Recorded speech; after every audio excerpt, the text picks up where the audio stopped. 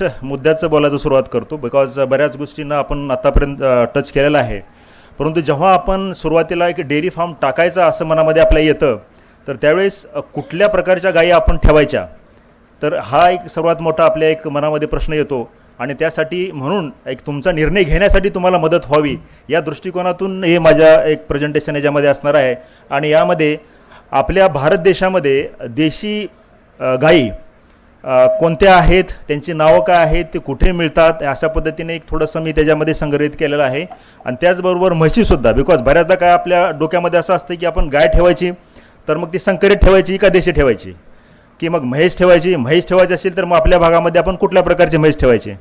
मग ह्या संदर्भामध्ये आपल्याला निर्णय घेण्यामध्ये मदत व्हावी ह्या दृष्टिकोनातून ह्या प्रेझेंटेशनमध्ये मी एक सांगेन की जे देशी गाईचं आपण जर डेअरी फार्म करत असताना देशी गाईचा जर विचार केला तर ते अतिशय फायदेशीर आहे. का आहे, कारण याच्यामध्ये ॲडॅप्टिव्ह व्हॅल्यू म्हणजे ज्या ठिकाणी तुमचं फार्म आहे त्या ठिकाणी आहे त्या सिच्युएशनला हे ॲनिमल लवकरात लवकर अडॅप्ट होतात. आणि त्याचबरोबर ज्या ठिकाणी हाय टेम्परेचर आहे त्या ठिकाणी उष्णता सहन करण्याची सुद्धा क्षमता ह्या प्राण्यामध्ये आहे. त्याचबरोबर रोगप्रतिकारक क्षमता ही अतिशय चांगल्या पद्धतीची आहे. त्यानंतर जो काय लो इनपुट पद्धतीचा जो डाएट आहे तर त्याच्यामध्ये सुद्धा हे ॲनिमल सस्टेनेबल प्रोडक्शन करू शकतात. म्हणजे आपल्याला जे जास्तही दूध उत्पादन नाही आणि कमी नाही, पण एक सस्टेनेबल पद्धतीमध्ये आणि फ्युचरसाठी सुद्धा त्याच्यामध्ये ऱ्हास होणार नाही अशा पद्धतीचं प्रोडक्शन हे ॲनिमल देतात. त्याचबरोबर इनफर्टिलिटीचे जे प्रॉब्लेम्स आहेत, जे आपल्याला बऱ्याचदा असं वाटतं की आपण जर क्रॉसब्रीड संकरित गायी ठेवल्या तर आपल्याला जास्त उत्पादन होईल आणि किफायतशीर होऊन जाईल, परंतु त्यामध्ये हा असा विचार करणे म्हणजे हा टेम्पररी विचार करणे आहे. आपण दूरगामी विचार जर केला तर त्यामध्ये देशी गायी फायदेशीर आहेत, कारण त्यामध्ये आपल्याला इनफर्टिलिटी प्रॉब्लेम खूप कमी प्रमाणात आहेत. यामुळे आपलं मॅनेजमेंट म्हणजे व्यवस्थापन आणि दॅट उत्पादन हे याची जी काय पर्टिक्युलर कॉस्ट आहे ती ऑटोमॅटिक कमी होऊन जाते. त्याचबरोबर आपले हे जे ॲनिमल्स आहेत त्यांच्यामध्ये एक जी एनर्जी आहे, मला हे म्हणायचं आहे की जे आजकाल आपण ॲग्रिकल्चरमध्ये मेकॅनायझेशन झालं असं म्हणतो, परंतु एक ह्याच्यामध्ये आपले जे ड्रॉट ॲनिमल्स आहेत त्याच्यामध्ये एक एनर्जीची क्षमता आहे, म्हणजे शेतकामा करण्याची जी क्षमता आहे ती अतिशय चांगली आहे आपल्या देशी ॲनिमल्समध्ये. आणि त्याचबरोबर आणखी दुसरं आहे की एक आपल्याकडे NBHR नावाची इन्स्टिट्यूट आहे, तर त्या ठिकाणाहून संशोधन झालेलं आहे आणि भारतभरमध्ये बऱ्याच वेळेस संशोधन झालेलं आहे त्या संदर्भामध्ये की देशी गाईचं जे मिल्क आहे त्या दुधामध्ये बीटा-A2 केसिन नावाचा एक अशा प्रकारचा एक ॲलिलिक व्हॅरियंट आहे. आणि तो असल्यामुळे तो व्हॅरियंट काय करतो की आपल्याकडे जे डायबिटीस होतात त्याबरोबर हार्ट डिसीज होतात तर ते प्रिव्हेंट करण्यामध्ये मदत करतो. याचाच अर्थ असा आहे की जे HF किंवा जे क्रॉसब्रीड ॲनिमल्स आहेत तर त्यांच्यामध्ये हा A1 नावाचा जो ॲलील आहे तर तो A1 नावाच्या ॲलीलमुळे हार्ट डिसीजेस किंवा डायबिटीस याचं प्रमाण वाढलेलं आढळून आलेलं आहे इपिडेमॉलॉजिकल स्टडीमध्ये. तर त्यामुळे आपले हे देशी ॲनिमल्स हे इन फ्युचरमध्ये एक सेफ मिल्कसाठी म्हणून सुद्धा अतिशय चांगल्या पद्धतीने त्यांचा उपयोग होऊ शकतो. म्हणजे इव्हन काही ठिकाणी असं झालेलं आहे, इव्हन इतर देशामध्ये की एक सेफ मिल्क म्हणून वेगळ्या पद्धतीने याचं पॅकेजिंग करून किंवा वेगळा रेट लावून ह्याला विकण्याची सुद्धा एक मार्केटिंग स्ट्रॅटेजी बनवण्यात आलेली आहे.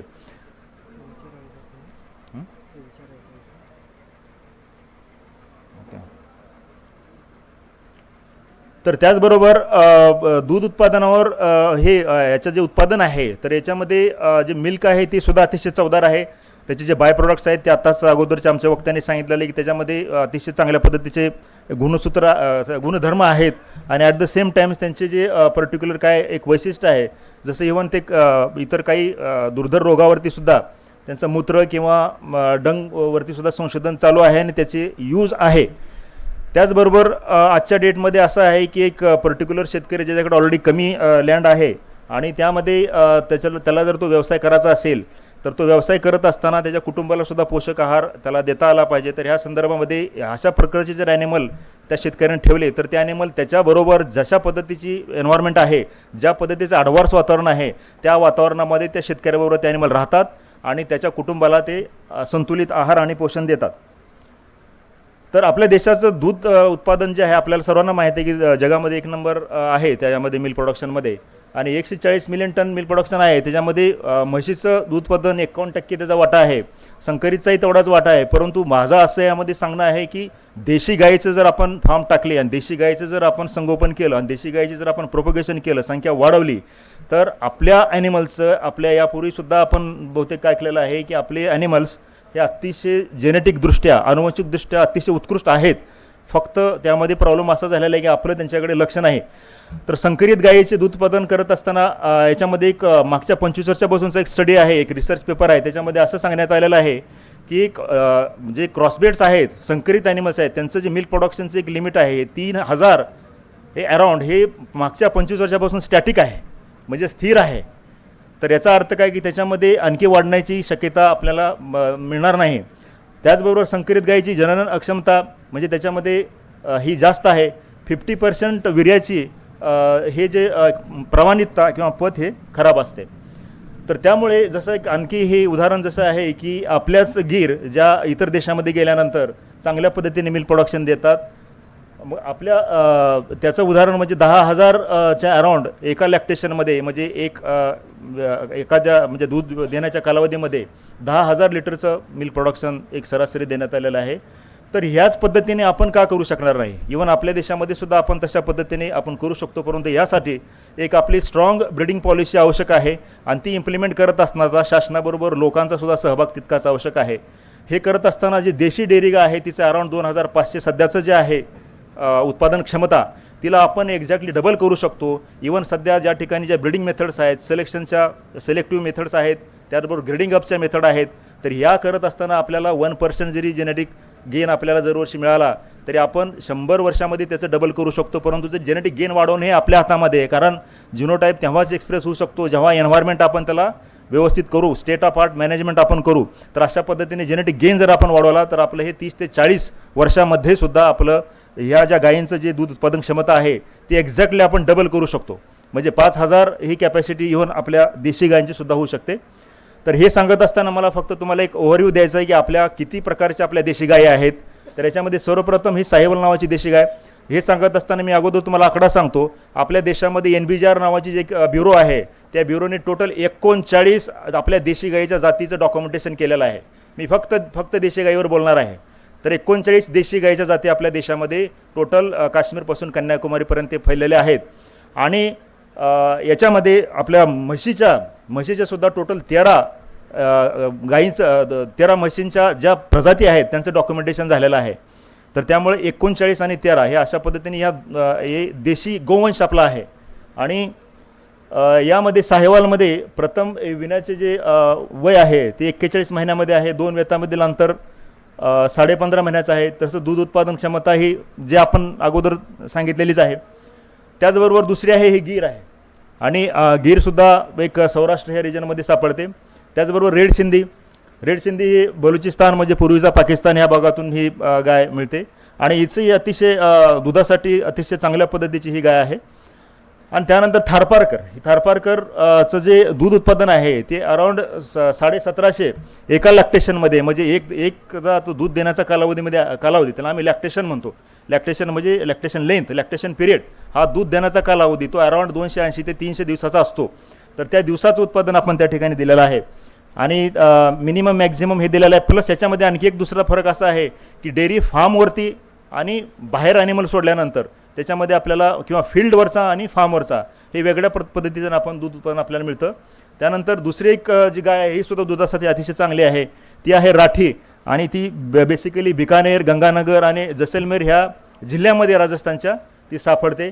आणि याचं संदर्भाचं दूध उत्पादन हे अराउंड म्हणजे 1500च्या वरती, म्हणजे हे चांगलंच दूध उत्पादन आहे. त्याचबरोबर पुढची आहे कांक्रेज. की गीरबरोबर कांक्रेजसुद्धा हे असे 2 गायी आहेत किंवा 2 ब्रीड्स आहेत. यांचं आपण मायग्रेशन ब्राझीलमध्ये झालेलं आहे. आणि तिकडे गेल्यानंतर ह्या कांक्रेजसुद्धा उत्पादन अतिशय सिग्निफिकंटली वाढलेलं आहे. आणि या गायीमध्ये सुद्धा जे दुधाचं उत्पादन आहे ते अराउंड 1750च्या जवळपास आहे. त्यानंतर गंगातिरी नावाची ही एक दुसरी ब्रीड आहे. हे रिसेंटली डेव्हलप झालेली आहे. अँड दॅट हॅज बीन ते आपल्याला एक NBJRने रिपोर्ट केलेले आहे. तर याच्यामध्ये उत्तर प्रदेशमध्ये या गायीचं टोटल ब्रीडिंग ट्रॅक्ट, म्हणजे ज्या ठिकाणी ही गाय ओरिजिनल मूळ स्वरूपात सापडते त्या ट्रॅक्ट तो भोजपूर आहे, वाराणसी आहे, मिर्झापूर आहे. आणि या गायीचं सुद्धा दूध उत्पादन क्षमता आहे ती चांगल्या पद्धतीची आहे. याला आपण ड्रॉट म्हणू शकत नाही किंवा शेतकामासाठी वापरण्यासाठी सुद्धा योग्य आहे, परंतु दुधासाठी ती चांगली आहे. त्याचबरोबर हरियाणा राज्यामध्ये ही कॅटल सापडते आणि हिचं सुद्धा दूध उत्पादन जे आहे अराऊंड 1000 लिटरच्या आसपास आहे. आणि प्रथम विण्याचं वय हे अराऊंड जे आपलं गीर किंवा साहिवाल ह्या ज्या मेन गायी आहे त्याच्यामध्ये सगळ्यात लवकर हे प्रमाण आहे, परंतु इतर गायीमध्ये ते जास्त आपल्याला लक्षात येतं. त्याचबरोबर ही ओंगोल नावाची दुसरी एक प्रजाती आहे, तर ही आपल्याला सापडते आंध्र प्रदेशमध्ये. त्या आंध्र प्रदेशचे मी जिल्हेसुद्धा त्या ठिकाणी दिलेले आहेत की कुठल्या कुठल्या जिल्ह्यामध्ये सापडते. कारण बऱ्याचदा शेतकऱ्याला काय असतं की आपण फार्म टाकत असतो तेव्हा आपल्याला हे ॲनिमल आणायचे कुठून किंवा कुठं आपण ते पाहायचं, कारण आपल्याला जातीवंत ॲनिमल मिळणं आवश्यक आहे. अदरवाईज त्या जातीवंत वळून किंवा पशु न मिळाल्यामुळे आपलं त्यामध्ये फसवणूक होऊ शकते. त्याचबरोबर आपल्याला महाराष्ट्रातल्या कुठल्या गायी आहेत हे सुद्धा आपल्याला जाणणं आवश्यक आहे. महाराष्ट्रामध्ये देवणी नावाची जी एक पर्टिक्युलर गाय आहे ही दुधासाठी चांगली आहे. अदरवाईज इतर ज्या गायीच्या जाती आहेत त्या मात्र या काही आपल्या याच्यासाठी दूध उत्पादनासाठी नाहीत, परंतु त्या शेतकामासाठी, त्याचबरोबर बऱ्याचदा बैलाच्या शर्यती होतात त्यामध्ये सुद्धा, जसं खिलार आहे किंवा हे गवळव आहे, या पद्धतीचे ज्या गायी आहेत यांचा चांगल्या पद्धतीने यूज होतो किंवा पशुमेळ्यामध्ये सुद्धा आपण त्या पाहतो. त्याचबरोबर डांगी एक महाराष्ट्रातली इव्हन त्या नाशिक अहमदनगर ह्या पर्टिक्युलर एरियामध्ये सापडते. त्यानंतर खिलार सांगली सातारा कोल्हापूर या भागामध्ये सापडते. देन कृष्णा वेल्ली आणि रेड कंदारी यांचंही रिपोर्टिंग झालेलं आहे. तर ह्या कशा दिसतात किंवा कशा पद्धतीच्या हे देशी आपला गोवंश आहे या दाखवण्याचा फक्त माझा यामध्ये प्रयत्न आहे. आणि त्यानंतर आपण पाहाल की ह्या इतर मी टोटल सांगितले की 39 जाती आहेत, तर त्याच्यामध्ये ह्या वेचूर, अमलाचेरी, सिरी या सिक्कीममध्ये हे सापडते. तर ह्या एक जस्ट फॉर द तुमच्या एक माहितीसाठी ह्या तामिळनाडूमध्ये सापडते. ही पोनवार नावाची आहे यूपीमध्ये सापडते. निमारी आहे, नागोरी आहे. त्यानंतर हे मोटू नावाचे ओडिसामध्ये सापडते. त्यानंतर मालवी आहे, मालनाथ गिड्डा कर्नाटकचे आहे. तर त्याचबरोबर ह्या इतर गायी आहेत. त्यानंतर मी आता लगेच वळतोय की दुसरं, कारण आपल्या डोक्यामध्ये लगेच प्रश्न असा असतो की आपण गाय ठेवायची का म्हैस ठेवायची. मग हे करत असताना म्हशीच्या संदर्भात सुद्धा आपल्याला कुठल्या आपल्या भारतामधल्या म्हशी अवेलेबल आहेत, कारण मोस्टली म्हशीचे पॉप्युलेशन आपल्या भारत देशामध्येच आहे. आणि मी पूर्वीच सांगत होतो की 51% आपल्या दूध उत्पादनामध्ये म्हशीचा वाटा आहे. आणि म्हैस ही आपल्याच वातावरणात अडॅप्ट झाल्यामुळं म्हशीची जास्तीत जास्त सिलेक्शन आणि ब्रीडिंग झाल्यामुळे म्हशीमध्ये जास्त सुधारणा झालेली आहे. तर मुर्रा म्हशीच्या याच्यामध्ये जर आपण पाहिलं तर प्रथम विण्याचे वय 43 महिन्याचं आहे. म्हणजे त्यानंतर 2 वेतातले अंतर 15 महिन्याचं आहे. म्हणजे आपण जेव्हा इकॉनॉमिक्सचा विचार करतो तेव्हा 2 वेतामधील अंतर हे 14 ते 15 महिन्याचं असणं अत्यंत आवश्यक आहे. तरच आपला जो डेअरी व्यवसाय आहे किंवा आपला जो पुढची सायकल आपण इकॉनॉमिक पद्धतीने आपण घेऊ शकतो. दूध उत्पादनाचं हे जरी मी एक फिगर दिली असेल तर ही ॲव्हरेज फिगर आहे, परंतु तुमची जर मॅनेजमेंट स्टेट ऑफ आर्ट असेल तर तुम्ही अराउंड 2800, 3000, 3500 पर्यंत तुम्ही जाऊ शकता. तर हे डिपेंड्स ऑन तुमच्या मॅनेजमेंटवरती डिपेंड आहे. आणि या ठिकाणी म्हशीमध्ये असं आहे की फॅटचं लगेच जे काय पर्सेंटेज आहे ते ऑटोमॅटिक वाढतं. त्यानंतर एक बन्नी जातीची म्हैस आहे, ही रिसेंटली एनबीजारमधून आता रिपोर्ट झालेली आहे. आणि ह्या म्हशीमध्ये ही गुजरातमध्येच ही आढळते, कच्छ रिजनमध्ये. आणि याचं मिल्क प्रोडक्शनसुद्धा अतिशय सिग्निफिकंट आहे. आणि अराउंड म्हणजे 3000 लिटर एका लॅक्टेशनमध्ये. आणि मिनिमम आणि मॅक्झिममसुद्धा याच्यामध्ये जास्त आहे, कॅपॅसिटी रिपोर्टेड केलेली जास्त आहे. म्हणजे डिपेंड आहे की त्या मॅनेजमेंटवरती. तर त्याचबरोबर आता याच्यानंतर आपल्या बऱ्याच लोकांनी ऐकलेलं आहे जाफराबादी. जाफराबादी सगळ्यात हेवी ब्रीड आहे. आणि ती जी ब्रीड आहे ही सुद्धा गुजरातमध्येच आहे. गुजरात राज्यामध्ये ह्या मोस्टली म्हशीच्या जाती किंवा प्रजाती जास्त आढळतात. अमरेली, भावनगर, जामनगर, जुनागड ह्या ठिकाणी सापडते.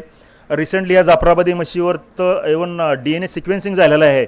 म्हणजे त्यांचे जे टोटल यांचं कोणते जीन्स आहेत, कशासाठी ते अवेलेबल आहेत. म्हणजे इथून पुढे येणाऱ्या काळामध्ये आपण जीन असिस्टेड सिलेक्शनसुद्धा आपण करू शकतो किंवा जीन असिस्टेड पद्धतीने आपण काय रोगाचं डायग्नोसिस करू शकतो, अनुवंशिक रोगाचं. अशा पद्धतीने आणि इव्हन प्रोजिनी टेस्टिंग करत असताना आपल्याला याचा यूज होऊ शकतो. तरी जाफराबादी याच्यामध्ये 45 महिन्याचं आहे.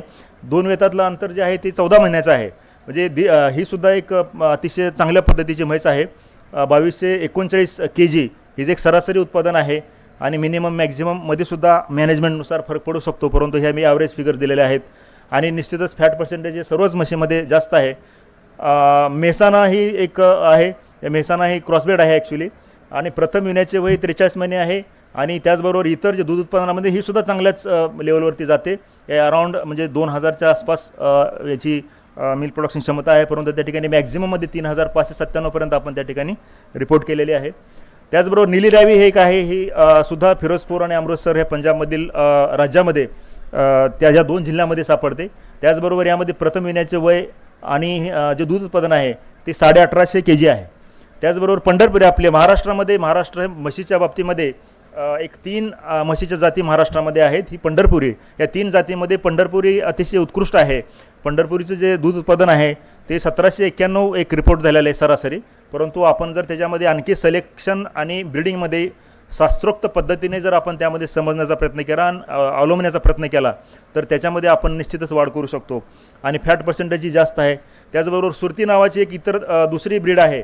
या सुरती जातीच्या म्हशीमध्ये ही बेसिकली वडोदरा आणि भरूच, खेडा, सुरतमध्ये हे आढळते.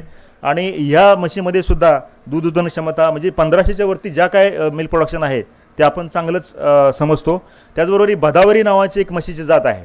ही भदावरी नावाची म्हशी जात, याचं एक स्पेशलिटी असं आहे की याच्यामध्ये जे फॅट प्रोडक्शन जे आहे हे सर्व म्हशीमध्ये सगळ्यात जास्त प्रमाणामध्ये आपल्याला आढळते. अदरवाईज प्रोडक्शन पोटेन्शियलनुसार तसं ॲव्हरेज पोटेन्शियल आहे. त्याचबरोबर मराठवाडी हे सुद्धा आपल्या मराठवाडा रिजनमध्ये आढळून येते. आणि प्रथम येण्याचे वय आणि इतर जे दूध उत्पादन क्षमता आहे ते अराउंड 1000च्या आसपास म्हणजे एक जनरल ॲव्हरेज आहे.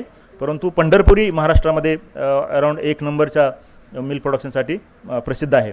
त्याचबरोबर नागपुरी, अकोला, अमरावती, यवतमाळ, वर्धा, नागपूर ह्या पर्टिक्युलर भागामध्येही आपल्याला सापडते. आणि यासुद्धा म्हशीमध्ये जर आपण पर्टिक्युलर एक सायंटिफिक पद्धतीने जर आपण निवडीमध्ये आणि पैदाशीच्या पद्धतीमध्ये जर आपण काय व्हेरिएशन्स केले तर आपल्याला उत्पादन क्षमता वाढलेली दिसेल. त्याचबरोबर इतर ह्या म्हशी आहेत ह्यासुद्धा, कारण म्हशीमध्ये 2 प्रकार आहेत.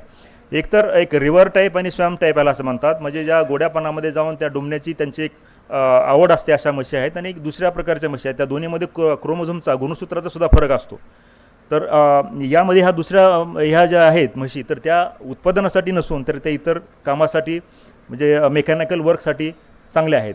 तर अशा पद्धतीने कमी टाईम असल्यामुळे मी लवकरात लवकर माझ्या पद्धतीने जे काय देशी आपल्याकडे गोवंश अवेलेबल आहे तर त्याच्या संदर्भात तुम्हाला फर्स्ट हँड माहिती देण्याचा प्रयत्न केला. आणि जेव्हा तुम्ही डेअरी फार्मिंग करायला लागाल तर तेव्हा निश्चितच देशी गोवंशाचा तुम्ही यूज करा, सो दॅट तुम्हाला त्यामध्ये निश्चित फायदा तुम्हाला लॉंग टर्म आढळून येईल. शॉर्ट टर्ममध्ये तुम्हाला फायदा कमी भेटेल, परंतु लॉंग टर्ममध्ये निश्चितच तुम्हाला जास्त फायदा मिळेल. तर यानंतर मी आयोजकाचे आभार मानतो आणि तुम्ही सर्वांनी शांत चित्ताने ऐकून घेतल्याबद्दल तुमचे मी आभार मानतो. धन्यवाद. माझं नाव doctor Deepak Kale. Number 9604 74 7652 9604 74 7652. Okay, thank you very much. सर्व शेतकरी बंधूंना विनंती आहे की आता जेवढे हे वक्ते इथे बसलेले आहे, आपले काही प्रश्न असतील तर कृपा करून एक एक करून विचारा. आम्ही माझं जवळ 100-125 गायी आहेत काय. आता त्या सगळ्या वेगवेगळ्या प्रकारच्या आहे. डेफिनेटली त्याचे आपल्याला हे करायला ते DNA असेल, लसीकरण असेल, डिवर्मिंग, बाकी हेच जे सगळे आहे, सिलेक्शन ऑफ ॲनिमल्स असेल, हे आपण केलं. जेनेटिक ॲबिलिटी निर्माण केली. अदर फॅक्टर्स जे दूध प्रोडक्शनला रिस्पॉन्सिबल आहे ते सुद्धा या ठिकाणी महत्त्वाचे आहेत. हां अतिशय महत्त्वाचे. कारण कसं असतं सर, त्याच्यामध्ये तिथे एक इक्वेशन आहे, P = G + मिल्क परफॉर्मन्स. तर हा कशावर डिपेंड असतो? जी म्हणजे त्याचं जेनेटिक पोटेन्शियल, प्लस E म्हणजे एन्व्हायरमेंटमध्ये सगळं आलं, मॅनेजमेंट आलं, व्यवस्थापन आलं, हे सध्या पद्धती. आणि परत G × E म्हणजे जिनोटाईप × एन्व्हायरमेंट इंटरॅक्शन. या अशा पद्धतीने माझा मुद्दा कुठला होता, जेनेटिक ॲबिलिटी जरी निर्माण केली, आज खेड्यामध्ये, ग्रामीण क्षेत्रामध्ये क्रॉसब्रेड्स निर्माण होतात, पण प्रोडक्शन जे आहे लॅक्टेशन वगैरे ते मिळत नाही. त्याला कारण जे आहे बेसिकली हे अदर फॅक्टर्स रिस्पॉन्सिबल आहे. मला म्हणायचं ते मुद्दा होता. धन्यवाद सर.